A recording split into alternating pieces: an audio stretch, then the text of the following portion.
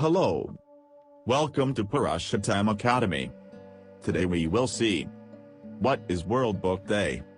World Book Day is a registered charity on a mission to give every child and young person a book of their own. It's also a celebration of authors, illustrators, books and, most importantly, it's a celebration of reading.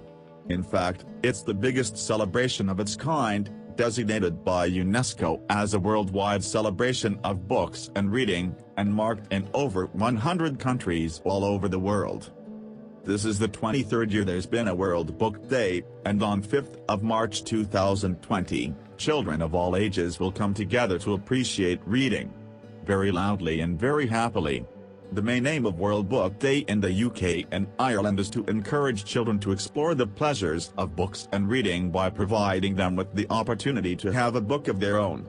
That's why we will be sending schools, including those nurseries and secondary schools that have specially registered to participate, packs of book tokens and age-ranged World Book Day resource packs, age-ranged into nursery, preschool, primary and secondary, full of ideas and activities, display material and more information about how to get involved in World Book Days.